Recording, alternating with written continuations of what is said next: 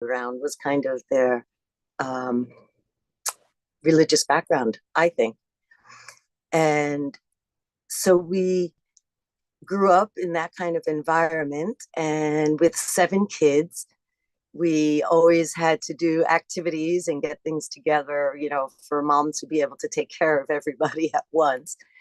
So we would do many church activities and events at the church. And that just opened my mind to starting to ask questions at a very young age. Like, what does that mean? What is this?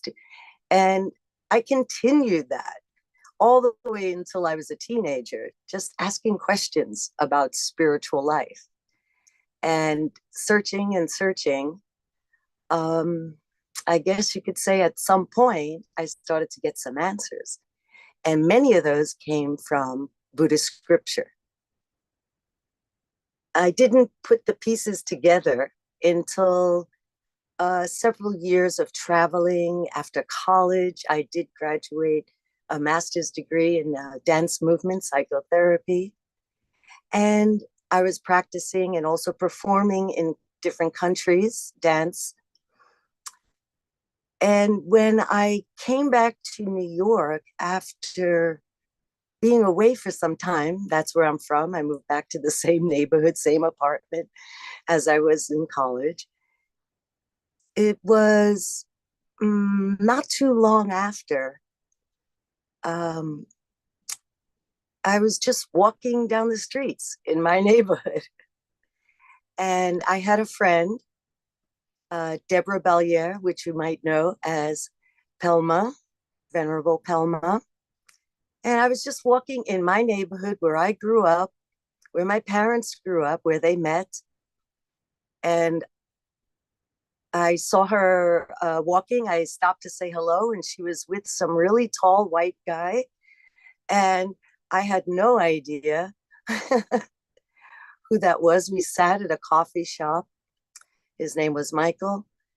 And we just started talking. And still, I did not realize what I have just walked into.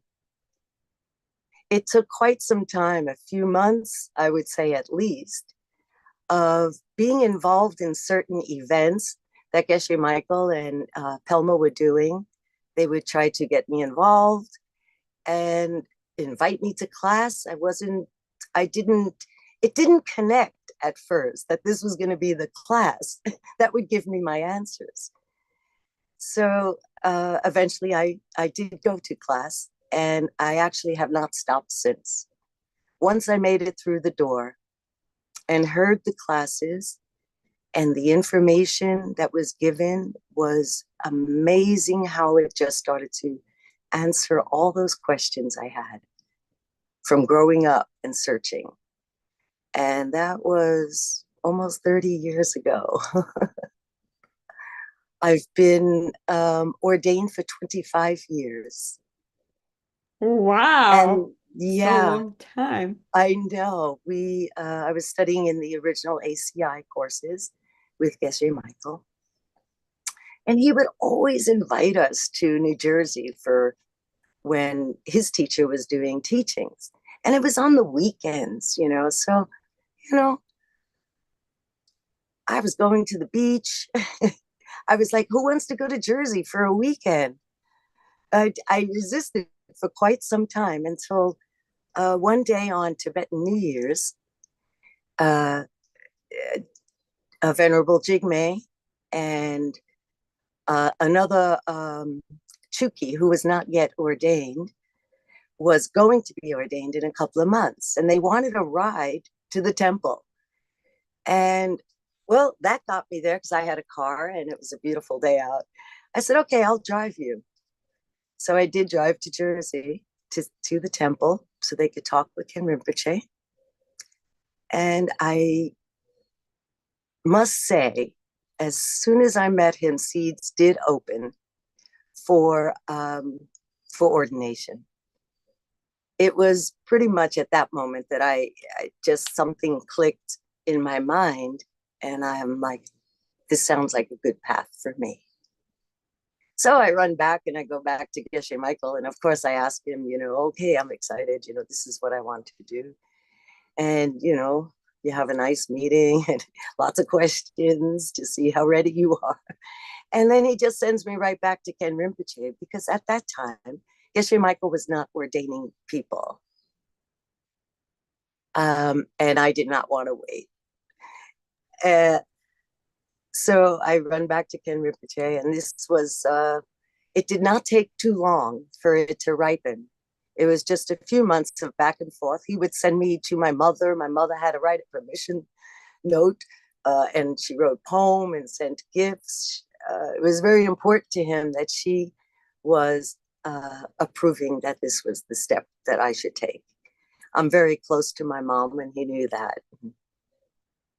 So Ken Rinpoche give you the ordination? Gave you? Yes. Yeah? Yes. Wow. Yes, I went to him on one of my birthdays, not going to say what age, and I'm like, I'm getting old. It should happen now. And he's like, get the calendar. And then it happened 1 month after that, in October, and it was a beautiful, beautiful ceremony. Geshe Michael was there. And all of the Sangha at that time was there. It was a beautiful ceremony, all in Tibetan. And yeah, and that was 25 years ago. Wow. So you're great practitioner. You are here for so long time. We have babies comparing to you.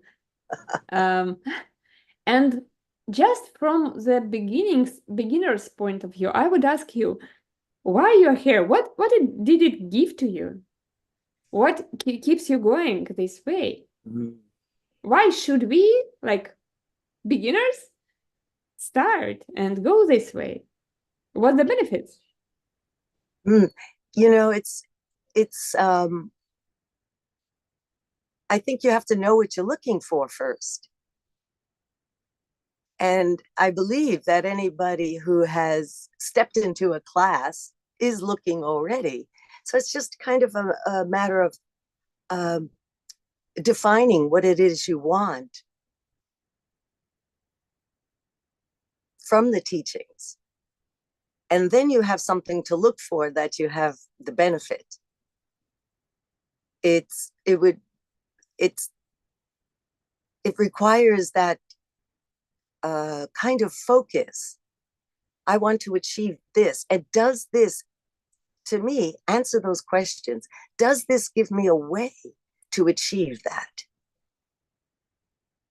And it keeps giving that. So it keeps you going. To apply the teachings to your life is the only way. We can't just sit in class, and we also can't just sit and retreat. I've had experiences. I used to do 2 month, 1 month long retreats. Wait, in a winter and a summer, I would do a 1 month long retreat. For 10 years, I did that.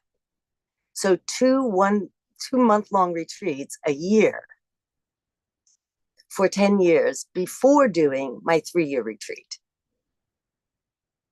And that gave me a really good working ground to see how it is to go deep into your practice. And then you have to come out and apply it. You have to come out of retreat, and it's the in-between that's really important.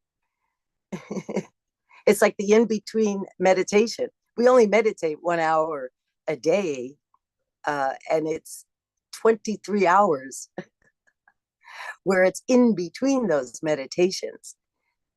So that time is super important and should be fun. That's great. Thank you for sharing. That's wonderful. And what was late? What was after that? You became a nun, and then why did you decide to do 3 retreat, build a cabin? So you wasn't. Yeah. You, Well, um, that was after the, what was it, 6 years of Diamond Way teachings. And Geshe Michael encouraged us and gave us a lot of support. That's really important. Whenever you do a retreat, you must have the support. People with like minded ideas that support what you're doing, um, and are there for you if needed. And this, and we were encouraged to do this. And so now I personally did not hammer too many nails and put up. I'm from the city. I'm a city girl. So I hired people to build my cabin. I just want to we moved a lot of rocks around. My students came, built some rock stairs, and did some landscaping. But I got professionals to do it. I was very particular about having a cabin that gave me um, uh, uh, I needed a good fan. I needed good shades. You need to set up your retreat environment so that you're comfortable. It's not like going to a cave and, sleeping with spiders. So I was really particular. So I wanted to build a very efficient cabin with a lot of solar panels and uh, good hot water.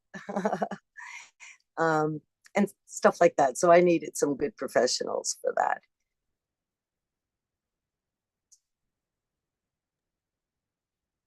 And how was your retreat there?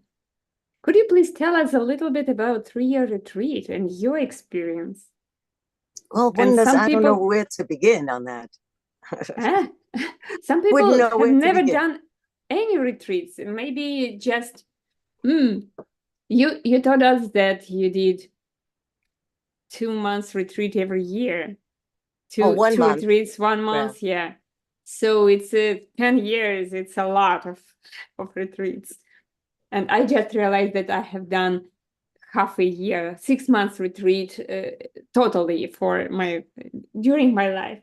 So if I count all my retreats, and of course it's not, I cannot compare that with that.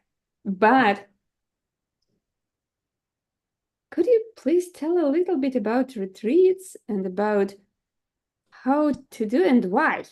Mostly we are, let's say, there may be some new people who just don't know why to do retreat. And yes, I want to be calm. Yes, I want to be healthy. Yes, I want to do what I want to do. But how retreat can help me? I think I want to first say is something about retreat that's really important is thinking about others and the people in your life, and and creating an environment where it's also comfortable for them that you are in retreat. And this is such an important little piece. We don't often think of it in a practical way. How do I do that? So you start with small retreats, and I didn't do too many small. I just went quickly to the 1 month. I had great opportunity. I also had a job, which I was able to take off that time. I created my own schedule at my job. I worked many years planting seeds to have the proper job so I could do not only that, I was doing retreats, I was starting my own business, Limitless Health Institute. I started that also around the same time, I about 25 years ago.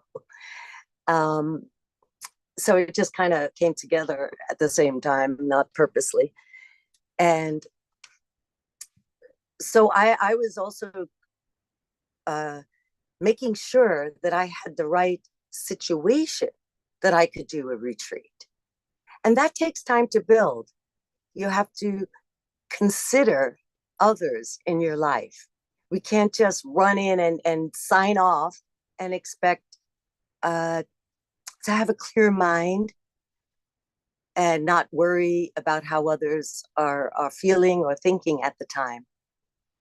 Um, so how do you do that? You just start talking about it. You just start sharing um, why it would be good for you to do so. And you might not know yet because you didn't do retreat. So you just have an idea. And what I also did, because when you do go in retreat, it's very, very recommended to have a caretaker, someone who could, it depends on your situation. They might be bringing you some food. They might be coming just to check if you have any emergencies. You could leave them a note. You should have connections with any doctors or health practitioners in case you have questions about your health. So you don't just go and shut the door.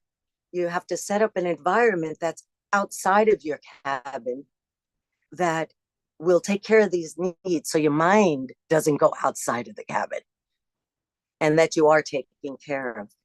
So what I did at the beginning was I had my mom look for a retreat spot for me that was close to her.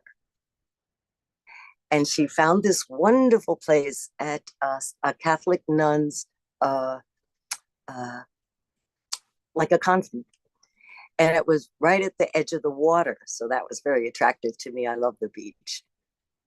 And they had a cabin. And that cabin was always empty around Christmas time because they were all doing that, because that's their holiday season. So for a Buddhist nun to come in and rent the cabin at that time was very simple for them. And my mom would deliver food. So she had a connection.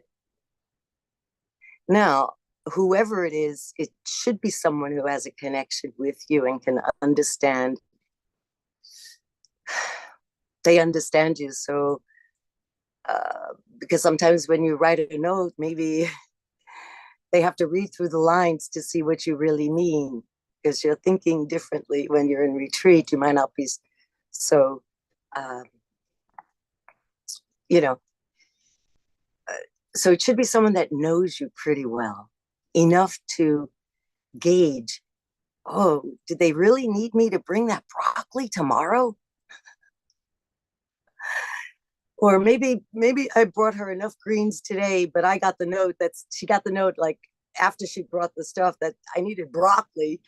Does she have to run out and get it? No, she leave a note. I'll bring it next week. You're okay. Yeah, I brought you some kale.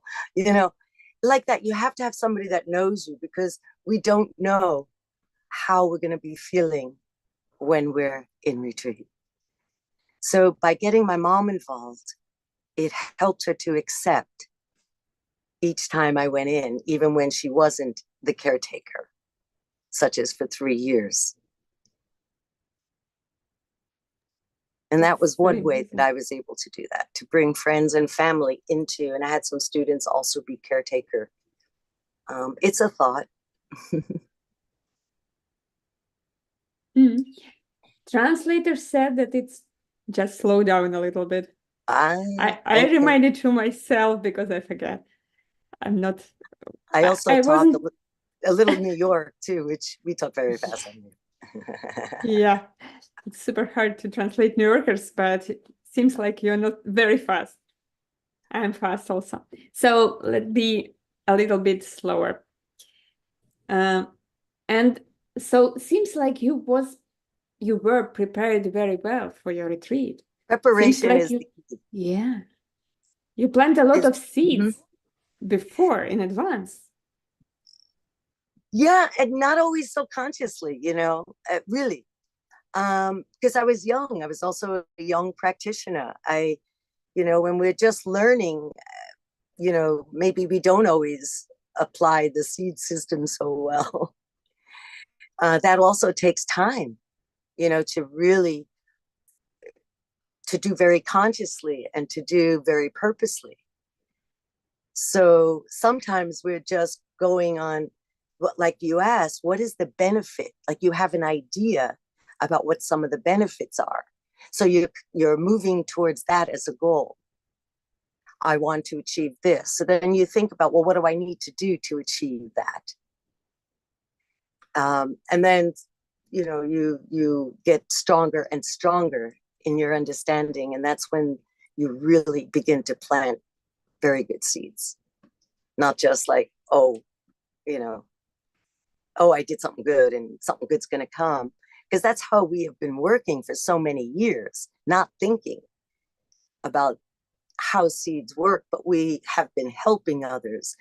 We are doing some kindness, but without the wisdom of what it may bring, makes a big difference on how fast they will ripen.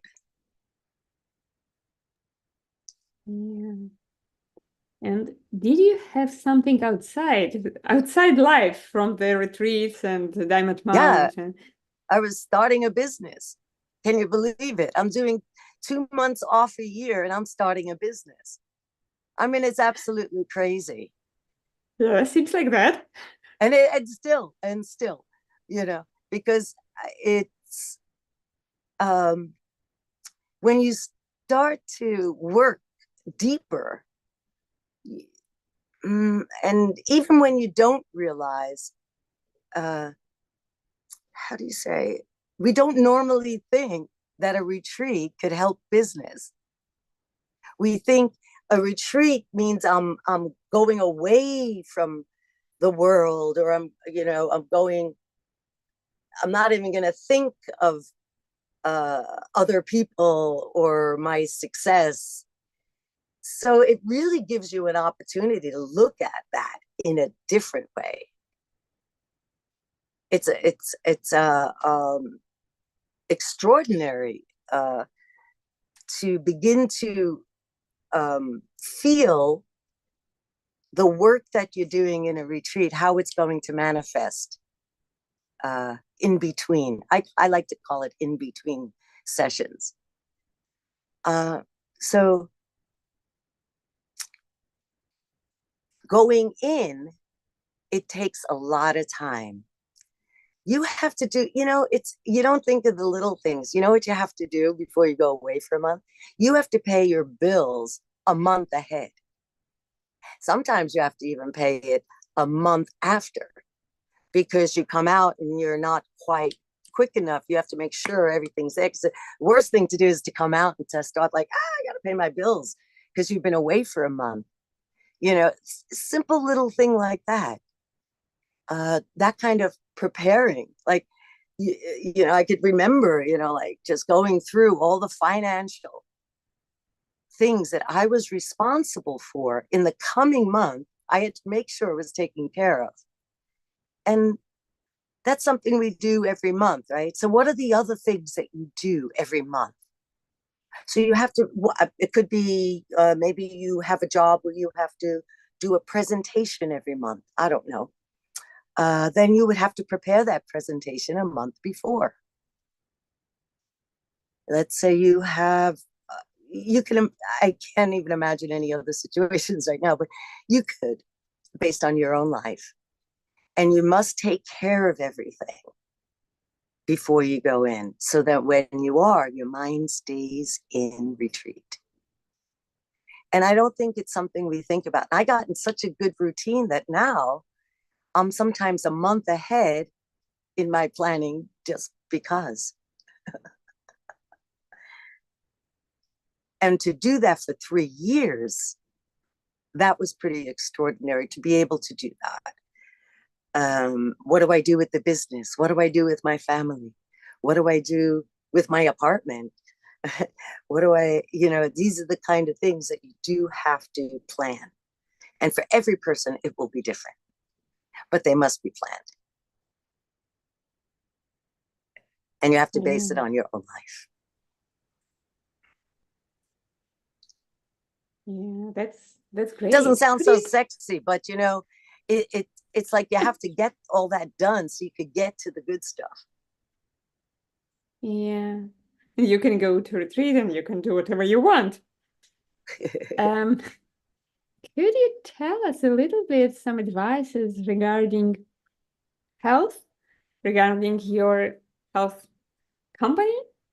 It sounds so beautiful. Limitless health.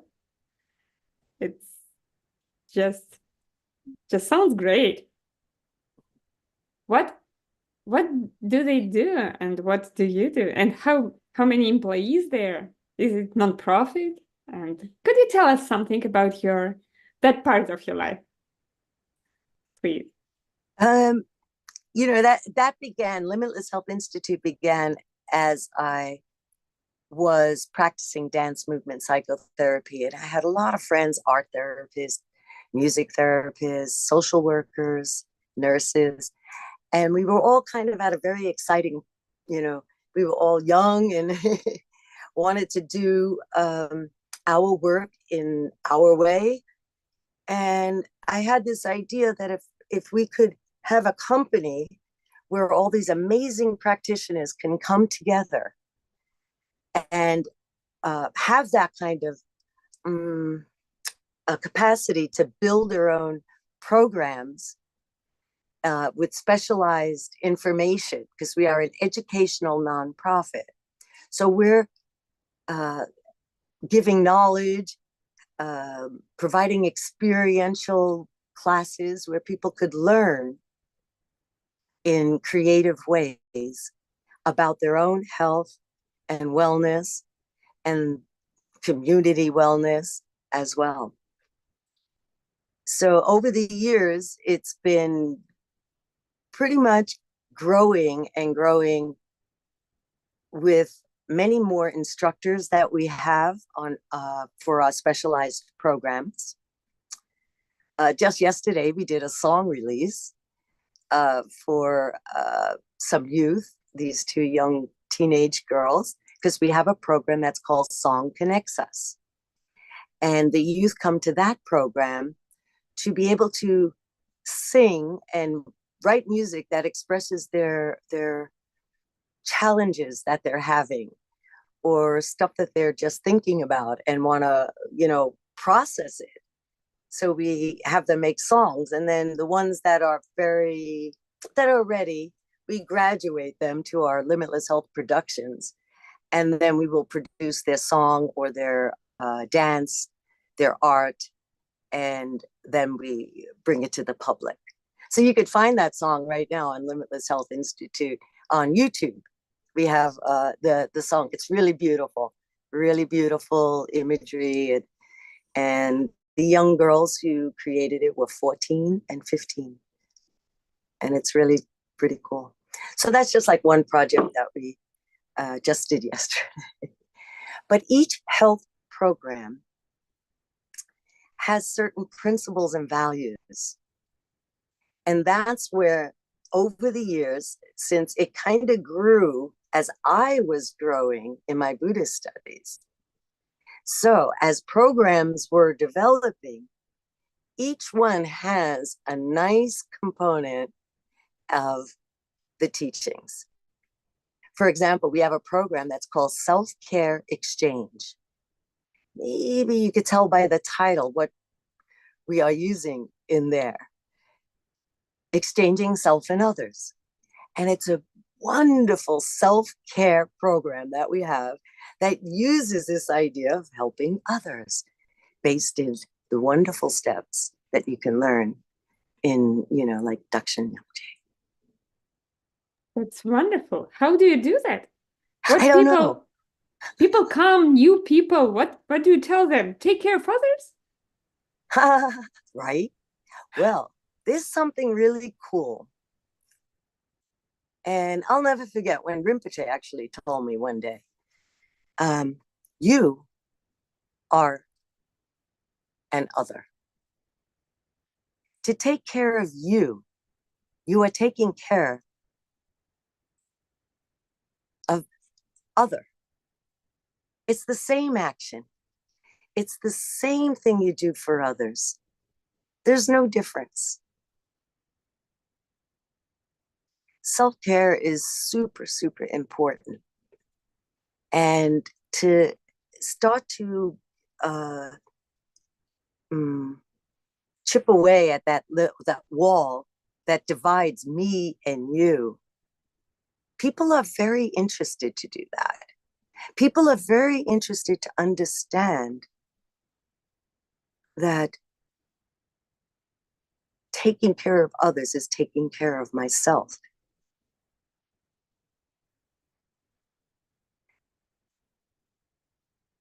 Expand that to realizing I wouldn't be able to really take care of someone if I didn't already have that impression in my mind.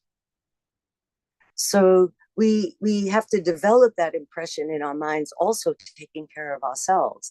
To see me take care of me is super important. To see me taking care of others is super important. It's the same seeing. Same kind of looking. What am I looking for? I'm looking for what they need.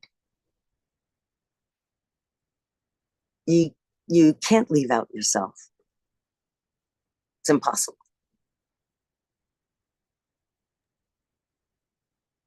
So you teach them to take care of others, or to teach care of yourself and then introduce No, no, that no, idea? no. Others first. Come on, you know that. Now, how do Yeah. you do that? How do you do that? Well, you have to look at how do I care for a living being? How do I care? So you have to explore how do I even care for my environment, others, my house? Like, how do I see myself doing what I need to do? Do I see myself doing what I need to do? So we have to look at how do I carry out my day? How do I look at myself? Am I honoring my own self as well as I honor the life of others? It's almost like they have to go together. I can't be putting myself down and not taking care of myself, not having compassion and love for this crazy person who's running the Chunzom. Um, if I wasn't doing that, I don't think I would have the capacity to do for others, because I'm with myself 24 hours a day. I see myself doing this and that. I have all sorts of impressions, and I'm planting so many seeds.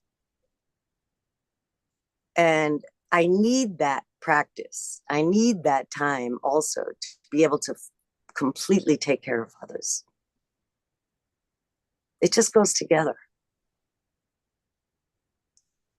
That's very important that you say that, because I don't know, in my environment, there are many people who takes care of others, then forget themselves, then got just burned out, and it doesn't Yeah. work.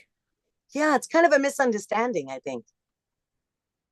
Because, first of all, if you're getting burned out, it's a whole different seed, right?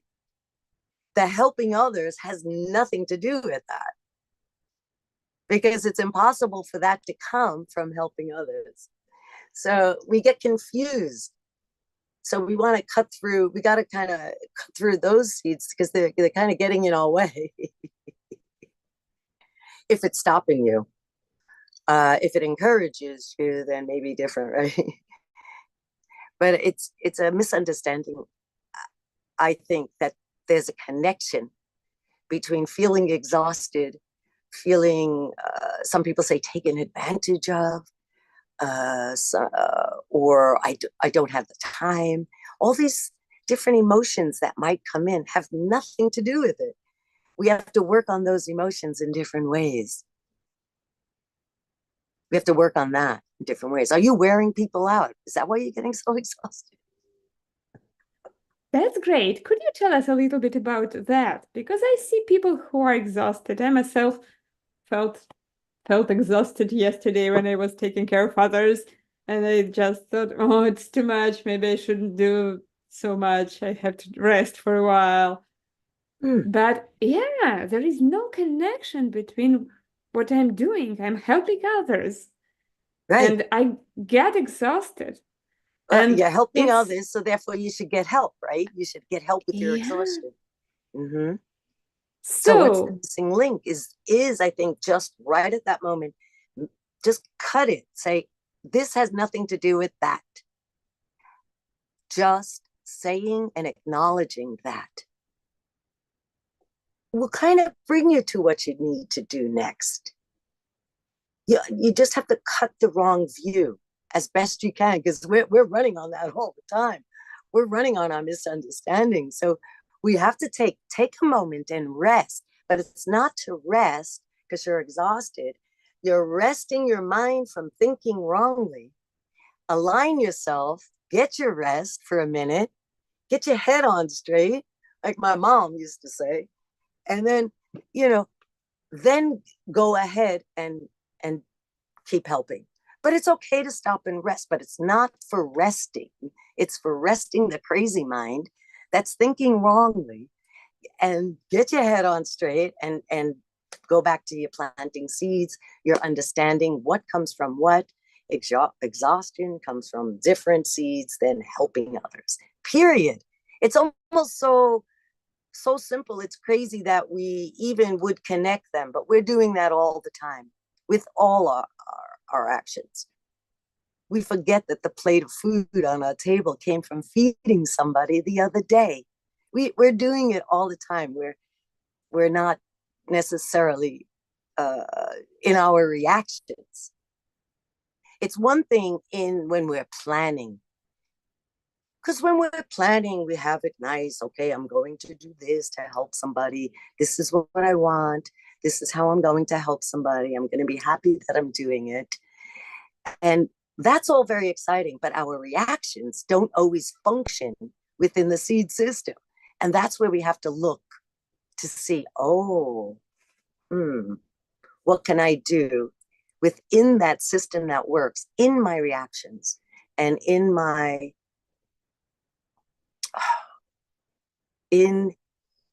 connecting, this is happening. This is what I did.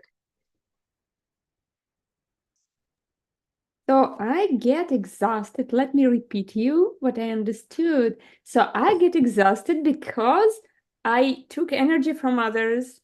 I waste some, I don't know, time or power of others. And this is kind of lemon seeds. Yeah. And then I'm helping others now. So I giving power, I giving strength, I giving support. So my exhaustion can't come from that. Impossible. Impossible. Oh, sounds And great. you can never get taken advantage of because it has nothing to do with it. Like, oh, they want more, they want more, they want more.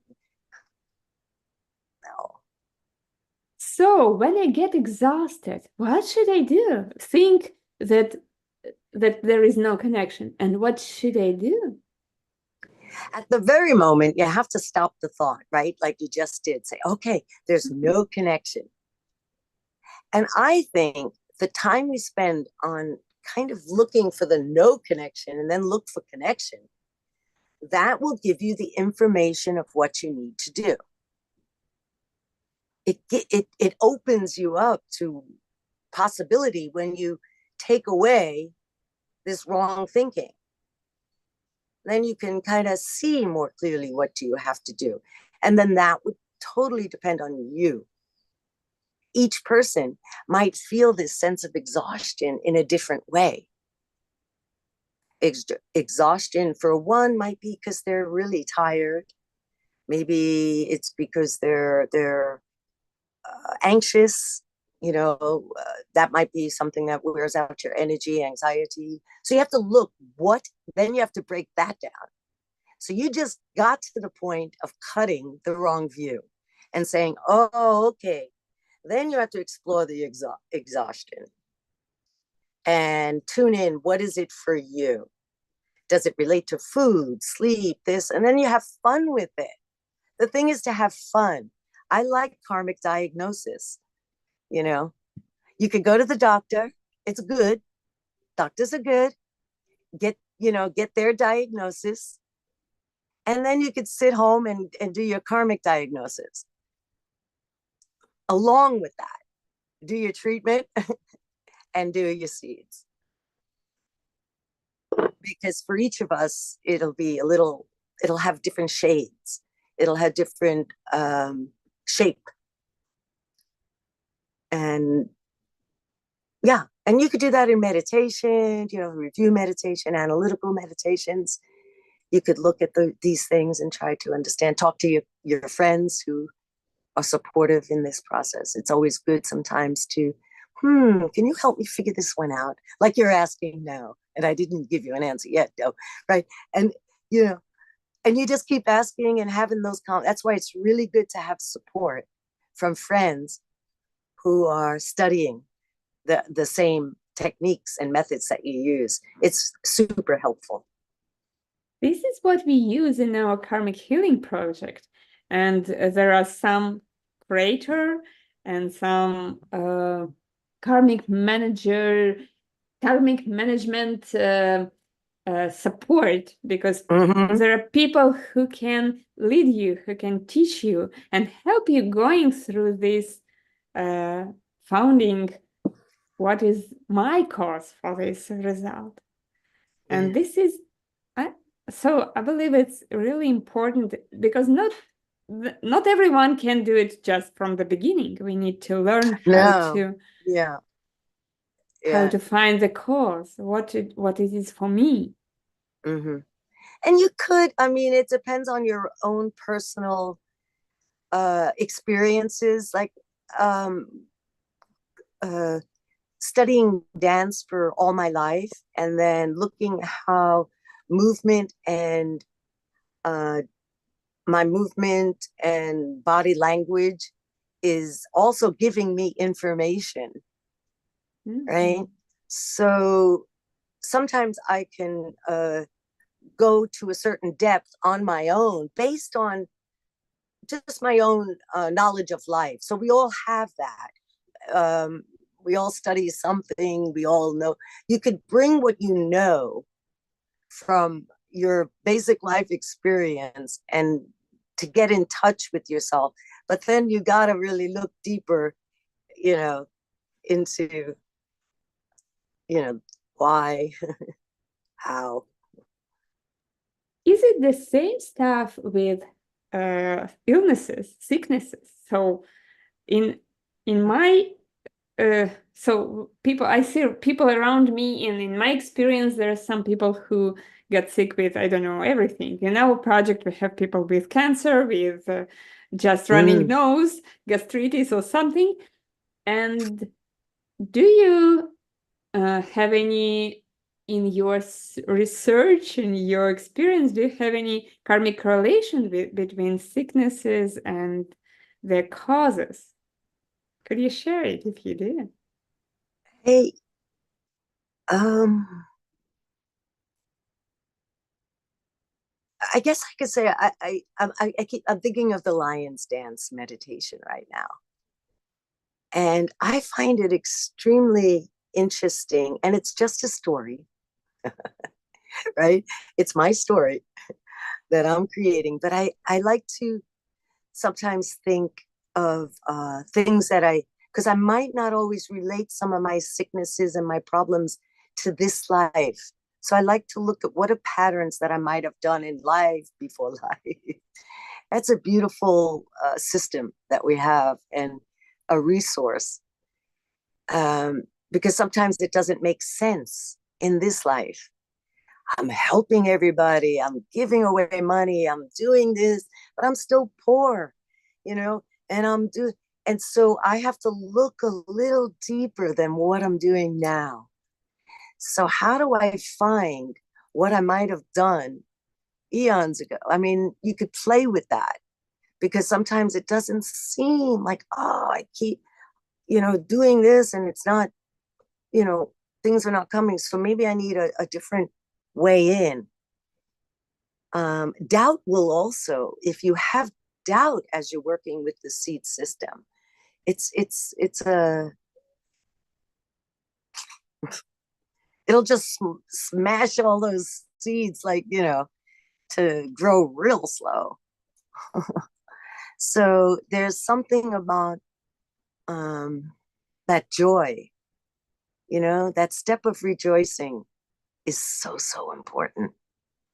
So I often think it's, not doing so much of that, not doing enough of that. But not only that I did what I did to help myself and others, but that I did this act of truth.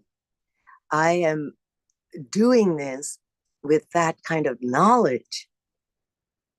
That's such an it will expedite the ripening of what we're doing. So I think that's something that sometimes is missing.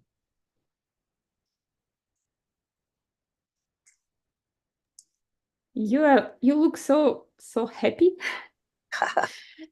You're always smiling, and I don't know, in my experience, it's a lot of work which is done at this point.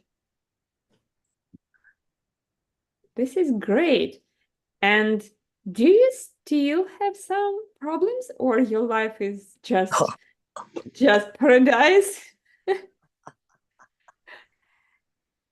Oh boy, you don't want to know all my problems, do you? I Maybe don't. just I don't. something, just in general. I don't actually look at them as problems, as much as I do. Oh man, this is another obstacle to get through. This is another blocker. It's not this like problem. It's just wow, I gotta work through this. Um, you know, that happens. So in 25 years in the practice, 30 years in practice, there are still some problems appear. Yeah? Is it Absolutely. okay? It is okay. I have one good problem. I like to talk about karmic DNA. What's it? Karmic DNA. You have a family, and there's certain family, there's DNA. I always say I could work and work. I'll never be 6'2" in this Then life. DNK. Like I can't really stretch my body to 6'2". So we have some sort of karmic DNA that's not gonna until we're working towards our diamond body, right? But in our everyday life, there's this karmic DNA that we got to deal with, and we created it. We created the family, the body, the whole thing. So there are certain things that we will have to contend with, just this bag of skin, of all his blood, mucus, and all his stuff. It's kind of weighing us down. It's something that, okay, it's here. Okay, what do I got to do with it? You know, um, there's only so much you can, physically, right? So acknowledge your karmic DNA. Oh. And you go to the doctor as you get older. You go to the doctor and say, okay, what did your mom have? What did your dad have? And you're like, oh, I'm gonna get that. No, you know, and then you start seeing things. Oh yeah. I have titanium hips. So did my mom. So did my sister. It's like, okay, what's next? So you approach it as acknowledging, okay, this is what I've created. This is where I came. So it's kind of you're already there. So uh there's nothing to really get stressed about. There's nothing to say, oh my God. Geshe always says it's a miracle if your body's working well. I mean, I don't know if that's exactly how he says it, but these bodies are not meant to be functioning perfect. Otherwise, we wouldn't be striving for that perfection of enlightenment, would we? So you kind of have to have fun with it a little bit. Some illnesses can be very serious. And then it gives you clues. Let me help that foundation that has, these kind of diseases or something, because I already know it's in my family, it's in my karmic DNA. And it gives us clues along the way. It could be very informative. And you just do it. This is what I have to do. What would you recommend people who just have these problems in their life? And usually when you start, yeah, we have a lot of problems and you just don't know what to work with. There are so many, and you choose the most the thing which bothers you the most, and then you start to work with it. And how to work with it if you have a lot of stuff to do. Mhm. Schedule. This goes back to retreat. It's a funny thing about retreat. We think we go into retreat and you got all this time. You don't have to go to work. You don't have to talk to this one. You don't have to do this. You do have to eat though. So you're gonna have to prepare me. But you have to take care of some basics, right? But you think you don't have this thing.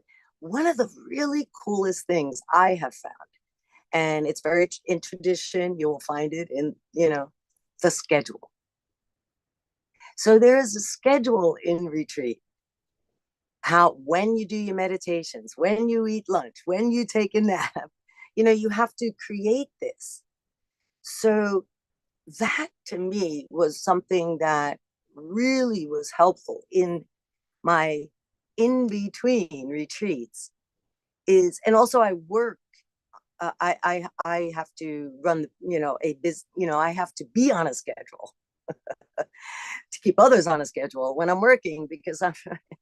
But anyway, um, the idea that I could give this amount of time to this amount of time to that, and how valuable then that time becomes, because I not only intentionally said, I'm going to rest for 15 minutes after eating, uh, and then I will take a walk so I can then meditate after lunch. You ever try to meditate after eating? You can't, right? So you have to schedule that kind of thing. I'm going to eat, I'm going to rest, and you kind of know when you're going to go in for your meditation. So, this idea that you have the time, you have the time. We all have time, is just a perception, you know. So, it help others have time, but it's this idea to honor what needs to be done and put it in your schedule. So if I have all these problems, I think at 10 o'clock I'll deal with this one. Maybe at 1 o'clock after lunch and the walk, because I'm going to need the walk after for this problem. Sometimes I think while I walk too, uh, and say I'm going to approach this one. And you just do it, because they all will have different causes. They all will have different seed. So there is this thing of feeling too overwhelmed and seeing things. That's a seed itself that you have to take care of. If you're feeling that there's too much and I can't even schedule it, then Slow down, slow yeah. down, Oh, slow and down. then there's feeling you're too overwhelmed with something, that you can't single out a situation or a problem, or you see so much suffering around you. So that is that's another seed, to not see it that way. So you have to look at that. If you see so much suffering around you, oh my God, the opportunity. And then to be excited about it. Wow, I'll get there. I'll do them for 5 minutes and that, do that. Let's do, So it should be this excitement, this potential, rather than, oh my God, I don't know where to begin. I don't know how to help me or anybody. There's always something. And it's got to have that joy of like, wow, this is cool. This is great advice. Have joy instead I of know, I being know, overwhelmed. I know. I'll be honest, because I do a lot of phone. I'm like a people management person, especially being director and CEO of Limitless Health. I might get that unjoy out before I get on the phone. like, I gotta do this again. And then, and then, and it's really nonverbal. It's just a feeling. And then I wait, oh, seeds. And you gotta open it up. Just get that. You don't need words. You don't need anything. It's just that feeling. It's a prana.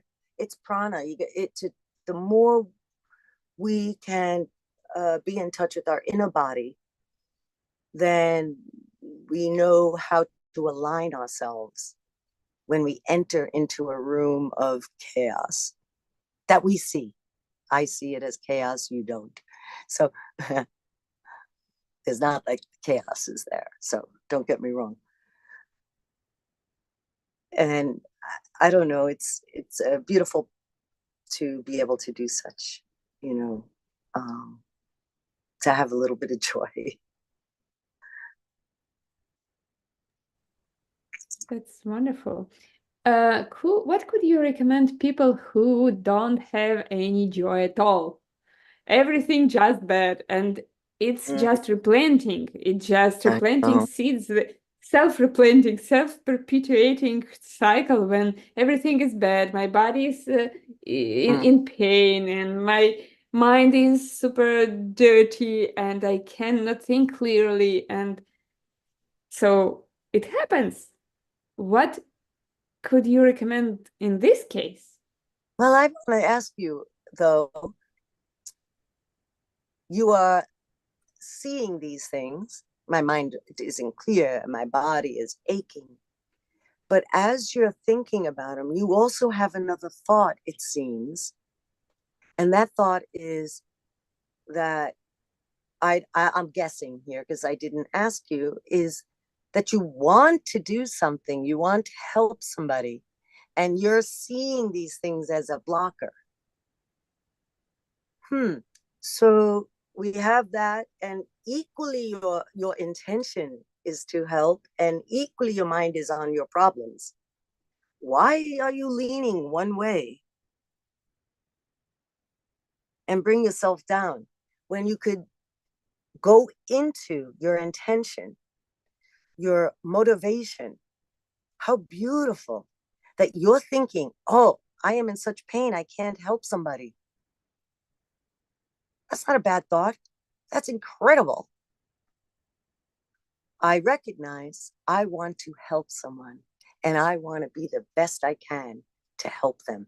That's it. But I'm not, you know, but I want to be. And then from there, I open up. My channels start to, my inner body is not tight and making me sick, and it opens and ideas will come to me, what I can do. Acknowledge your beautiful intention and your wish. Powerful. Great advices. You gave us so many wonderful advices. Thank Probably you. because I have a lot of problems.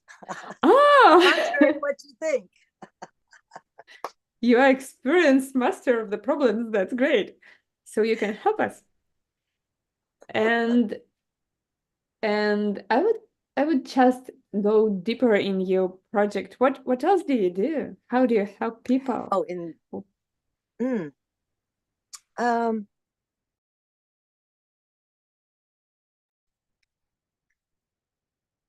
I don't know. I don't know. I always say you'd have to ask the people if it was really helpful, right? Sometimes we do things and we think it's helpful. We like to give advice. We like to share our knowledge, and I don't know. Sometimes did it help? Probably it helped me more than anything. How many employees do you have in the Limitless Health Institute? There's at least 50. And Oh, what happens is we have a very strong, like maybe about 15 people in admin, in operations. hmm. And then the majority of our staff are the instructors that we send out to the different places. So we collaborate with hospitals, schools, nursing homes. We're in one now. We're doing some yoga with the Cerebral Palsy Foundation. So we collaborate with different companies and we go to the company.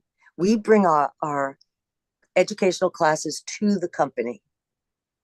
So we have to train those people with the principles and values of LHI, but they also come with their own professional skill. Are they a nurse? Are they a musician? Or what do they come with in their profession? And then we bring in the program, the curriculum includes the values and principles of helping each other, planting seeds, whatever might be in the program. So those instructors, that's the fun part for me, because that's like watching myself emanate, like all, because I used to be the only one doing programs back when I created it. Was like me and Joe and Eleanor, like there was just like a few of us. And now I just send the people out to go and do the work of actually teaching. And then I train them, and other staff members will train them in the values and principles. So our programs are kind of limitless. And that's part of the name of who we are. It's, if you need cooking, we give you cooking, but we will give you cooking with kindness. And I just made that up. So, we will create a program to help the needs, the immediate needs that one has. And within that, we teach them how to then, work within the seed system, or to work in ways that will sustain their health over time. It's wonderful. Sounds great. Do you work with staff or just then, nursing home, how to say, people who live there? Sometimes we do a program for the staff at places. That usually comes after. We do that in hospitals, especially. We did a lot of that previously. And then, so that's an opportunity. We do it for staff. And we also, we could focus in either ways. Our programs are adaptable to whether you're the client or you're the, professional. Great. There are limitless opportunities. Seems like that. Yeah, I like that idea. Yeah. Think about it. Think about the limitless opportunities you do have once you have the knowledge of what to do. And that's why how we can share that with others, I think, is really, really important, that they could feel they have this potential and this opportunity to be the best they can, and to heal in whichever ways they want. Because as we know, those techniques are not going to work unless we kind of infuse it with this wisdom and compassion. So it's really exciting to see the different professions come together and to incorporate kindness and taking care of others into a program of cooking, music, whatever.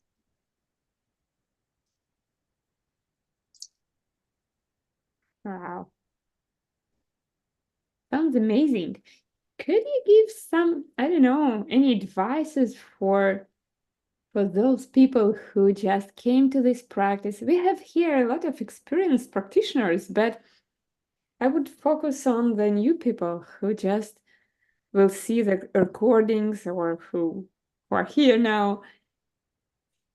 For people who seek, who suffer, who would like to be like you, who would like to be as happy as you are and go through these difficulties and use them as a path. But could you recommend something if I'm just sick and I'm looking for actually just for health, for recover from my sickness? What would you recommend to start with or to focus on, to work with?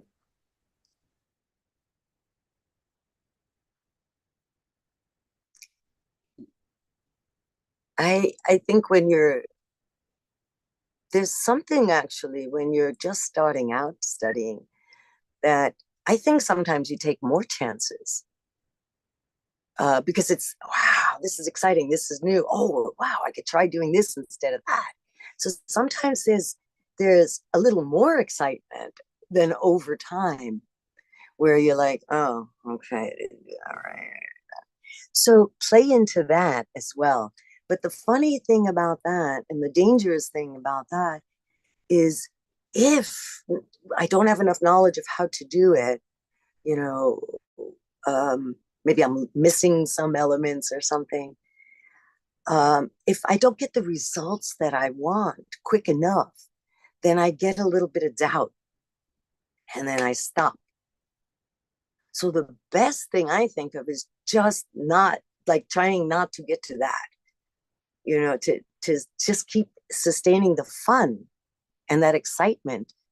Oh, I'm just going to try it. Oh, let me try it again. Oh, and really being happy about what you're doing is so crucial. So crucial. This will propel you to do it again. If I'm unhappy about doing something, I'm not going to want to do it again. I mean, really, if you do study the obstacles and corrections to meditation, the first thing, laziness and doubt, that's a really beautiful place to be, to work in, to find what is attractive to you about your practice, about the teachings. Try to find ways to bump into those teachings during the day, like, oh, to open a book, talk to a friend. Try to, make it, uh, uh, uh, to look at why am I even gonna try to do this with this knowledge? Oh, and you have to be excited about it. You have to see the benefit in intellectually because you're not going to see it, necessarily right there, right? And if you are not sure, go back to some teaching that helps you to understand the benefits. Just go back, to your core teachings and explore that practice more to intellectually understand and be attracted to it, to want to do it, to get through that first obstacle of that laziness, which at the core is doubt. Doubt is the killer. Laziness is at the core of doubt, did you say? Doubt is the core of laziness. Doubt is the core of laziness. Ooh, that's an interesting thing. I didn't think like that. Mm. Doubt is the core of laziness. So I Mm. don't want to do something, I will do it tomorrow just because I'm not sure that it's beneficial. Mm. Pretty much. Mm-hmm. Hmm, that's interesting. Or Or I that it'll delay work, something. or that it'll, whichever you want to tag on to that sentence. Yeah. So if I would be sure that it help me, I Yeah, will do it. Yeah. no question. Okay. No question. Sounds great. And you'll still So mess up when you do it, though. Don't worry. You may cross through the doubt, and then if you go through the obstacles of meditation, then you get the dullness, and then you get you're sleepy, and then sometimes you're not feeling well, you're agitated, and to so then you come into that point in your life and you have to just have fun with that, because that's where you're at. That's where we are. Yeah, But you have that's to get to great. that. You have to study for 30 years, then you're going to be so smart and know so much.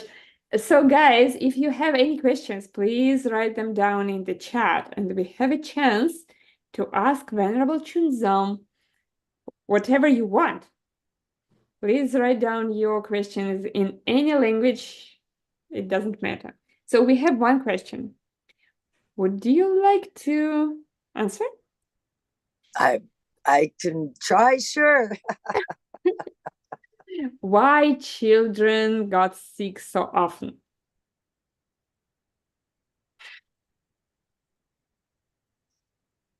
It's a good question. I don't know. I don't know. I mean, when we're kids, we're coming straight out from the time before, huh? We're not sure about that here yet. Yeah. So, kids, there's something we think about. The immune system is not quite developed yet. Maybe the mind and emotional capacities are not developed, or we don't have um, kids have to learn a little bit to take actions with knowledge. We have, as youth, when we're very, very young, we're just reacting. And maybe we don't have enough capacity yet to initiate planting good seeds yet.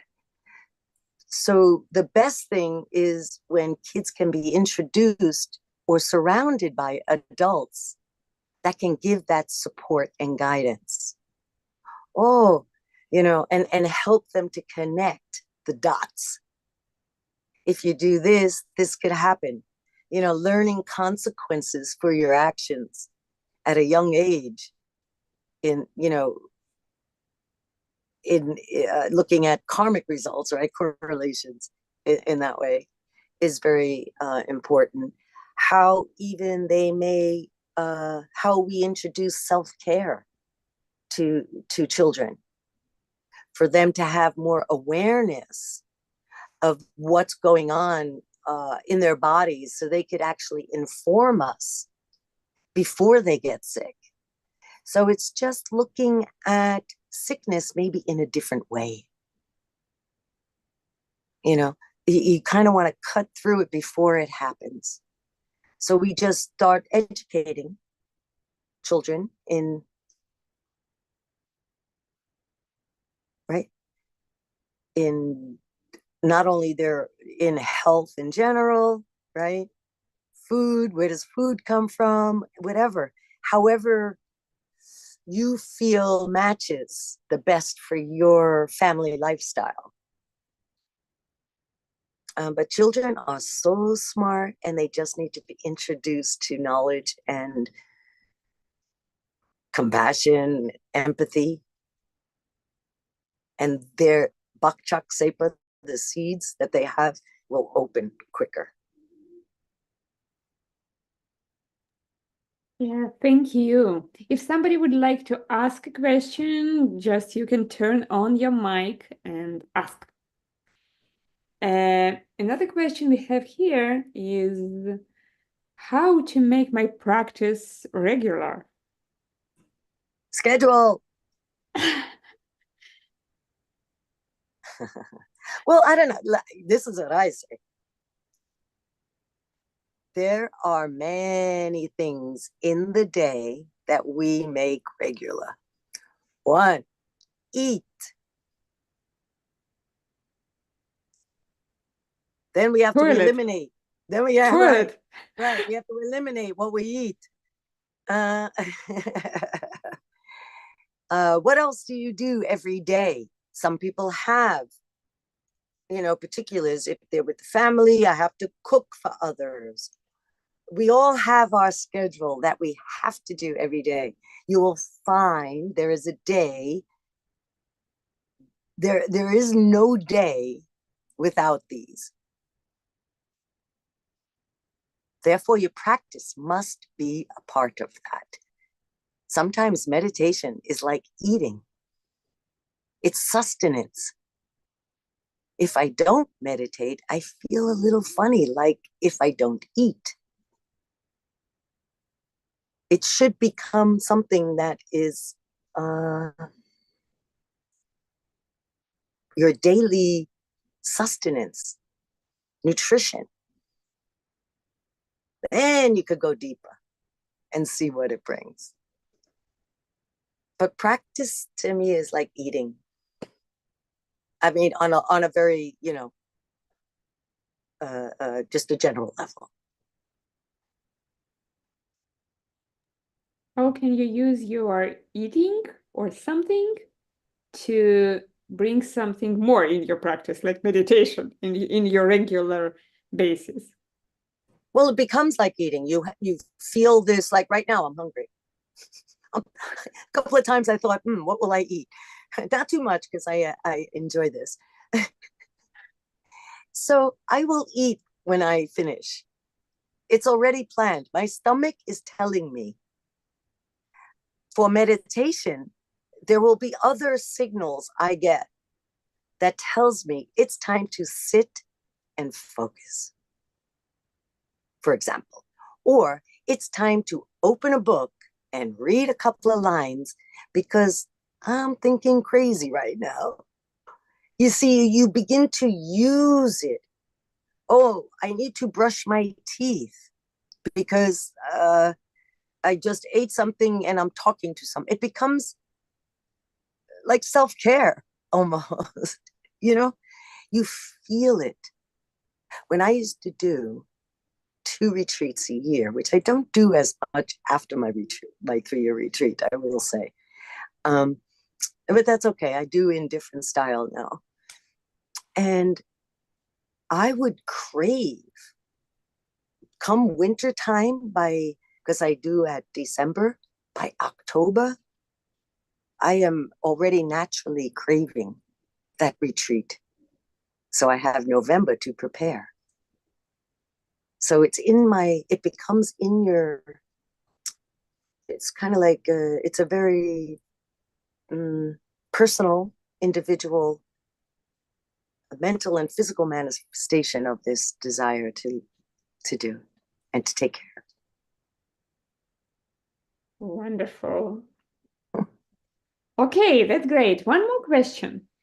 If after 25 years of practice, there are still some problems, does it mean that if I'm a human, I cannot get rid of them until I see emptiness directly? Or while I'm a human, I'm forced to be in troubles?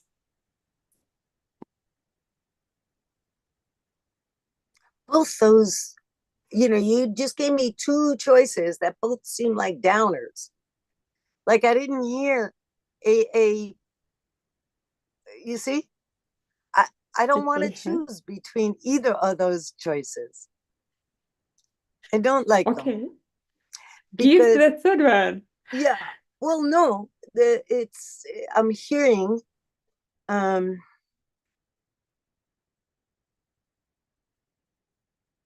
I'm hearing a very lack of confidence in that question, and I'm hearing the doubt that we spoke about. So I would have to start thinking about what we spoke of before. What are the benefits? What why what are the great things that I can do with this crazy suffering body while I'm feeling sick? How could I ever help someone who is sick? I can. I've tried, done it, sometimes not so good, sometimes better. So I'm hearing the question kind of looking for a reason not to do. So I would say rephrase the question to focus on what do you have doubt? Where is the doubt? Is it my capacity as a sick and suffering human being that I could do anything good?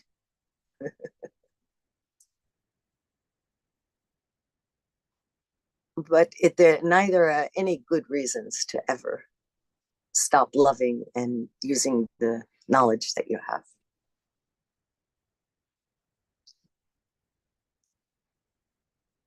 I don't think I answered the question, but that's okay. Okay, thank you. So next question.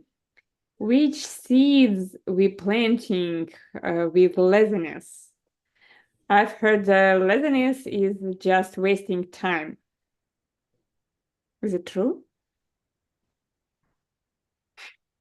How do we become lazy? Uh, when I'm lazy, Like what? Yeah, when I'm which seeds I'm planting by being lazy, or maybe which vows I broke by being mm, lazy, mm, which ethical principle I'm mm-hmm, breaking. We know 10 ethical principles, 10 mm-hmm. good deeds, 10 bad deeds. Is it Every, related with them or something? when I'm lazy, I do nothing, right? So I rather than look to see I'm breaking vows or something, I rather look to heal my laziness. I'd like to focus more on shifting my energy based on my knowledge and um, trusting myself and what I've learned thus far. And I don't have to plant more laziness seeds by being lazy if I decide to look at my doubts. If I decide to work with this idea of overcoming my laziness, no longer those good seeds are going to take it over. It's going to be stronger than the laziness. So I kind of just think at the time when I'm feeling that kind of doubt or, yeah, then acknowledging it and just taking a moment to say, I'd like to change this. The seed is cut. You're not planting another lazy seed. Now, it could take time to get through your own doubts and things like that. But, and then don't confuse, please, resting with laziness. Completely two different things. I think sometimes we get confused. So I think by looking at what am I struggling with, the confusion I might have about the teachings or what I'm doing, um, will help you to identify, am I just resting or am I being lazy? I think we have to, as people who are working very hard to help others to change the world. We were like, wow, I could change the world planting seeds. This is huge. You have to acknowledge, when am I lazy or when do I need rest? And what is the difference? And what's rest, That's self-defined.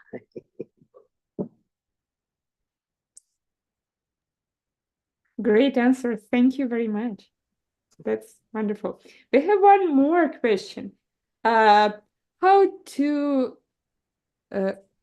if I'm sick, how to recover the fastest way? Do you have Mm, any advice? Is just miracle yeah, healing? right. The fastest way.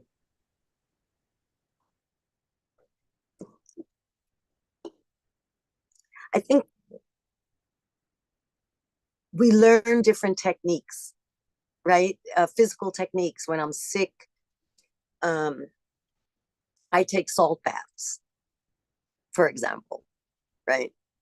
That's what I do. When you're sick, what do you do? What are the supports that you need? We don't not do those. You need to do those to give yourself that support. But knowing that the salt bath is not going to work on its own, there's nothing in it that is going to work on its own. So, how do I activate the salt bath? Whatever your techniques are, we all need medical care when we need it. We must search for the care that we need. It's important to have that kind of support with this crazy bag of skin. So, do those things, but at the same time, knowing how am I going to activate it to work? Because there is nothing in that particular technique, nor the technique that someone else is trying to say, oh, but you must do this. Oh, take this. This is the thing you need. This is what will work the best. We all have, and we like to share that with our friends. They don't have to listen, just share your ideas too, is one way to also kind of get new ideas to come to you, what you can do at those times. But when you share the ideas, know that there's nothing in it that will work.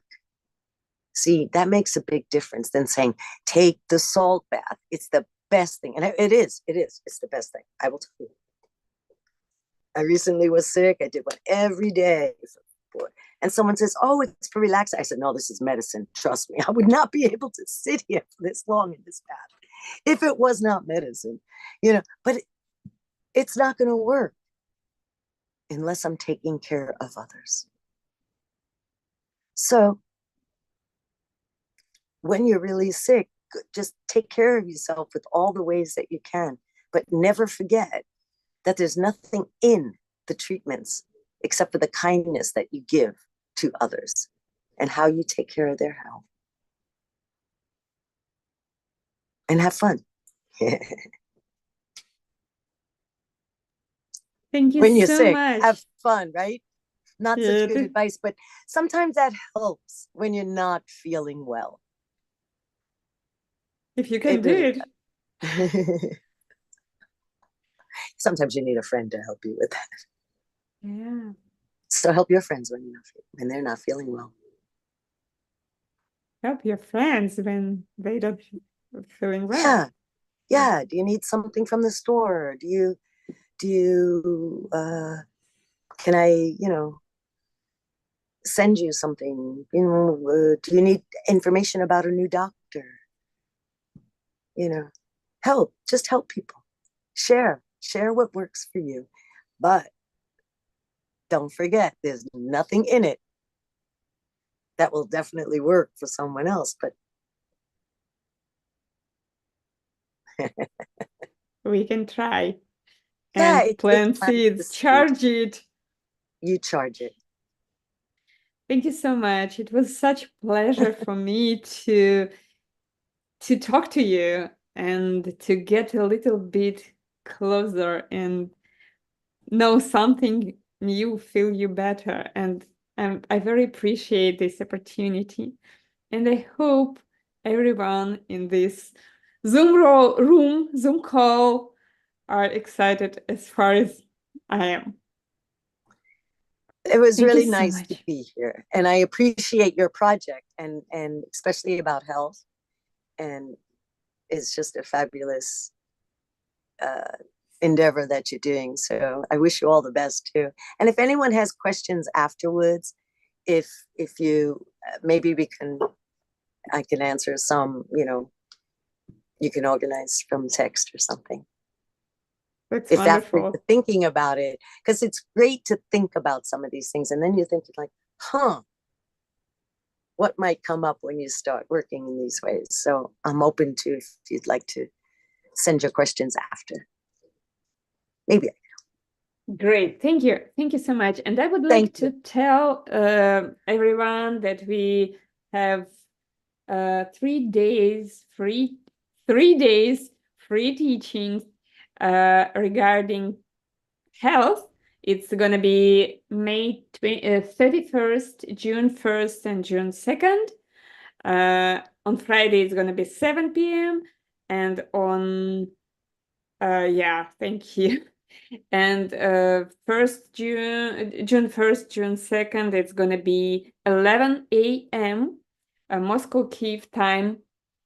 And we're going to discuss health and talk to people who recovered or felt much better using this technique. And this is mostly oriented for new people. So invite your friends, your family members, your just relatives, somebody who probably you can help just bringing them to this course. And they can try to study this knowledge, this wisdom, and maybe they could be healthier because of that. So this is for free, and please just share this information.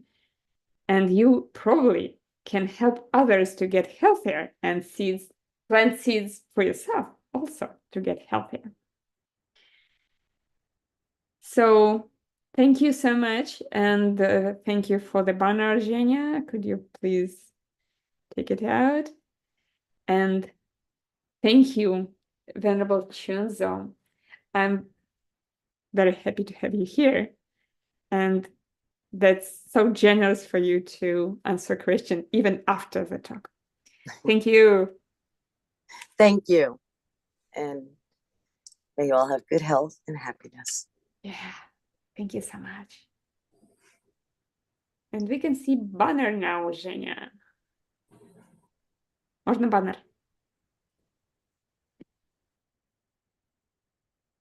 Спасибо всем!